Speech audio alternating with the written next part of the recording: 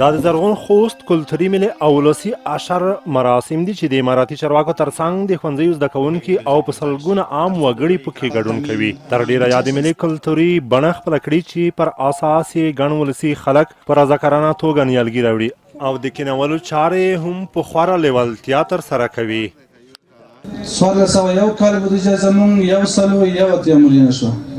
وروسته له هغې 1402 کال بودیجه مونږ تقریبا 290 میلیونه شوه.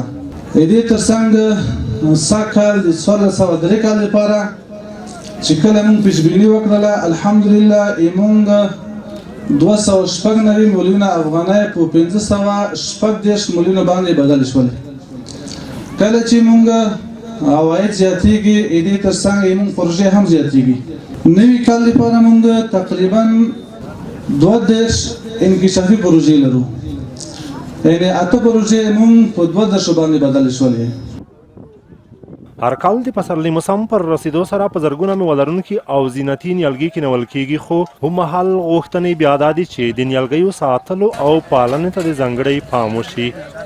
نیالګی هم راوړی دی چې دلته په میله کې ګډون وکړو او یو نیالګی کینو، او تاسو نه هم غوښتنه ده چې یو نیالګی د ځان لپاره او بل د سیمې د ښېرازۍ لپاره کینوئ. باید زراعت هم خپله دې بخش ته باید توجه وکړي چې د خوست په بیا جوړونه، بیا رغونه، بیا شین کولو کې باید خلکو ته سمینارونه پریزنټیشنونه وړاندې کړي چې خلکو ته عامه پوهاوی وشي چې خلک لا هم د خوست په شنه کولو کې لا مټې راون غاړي.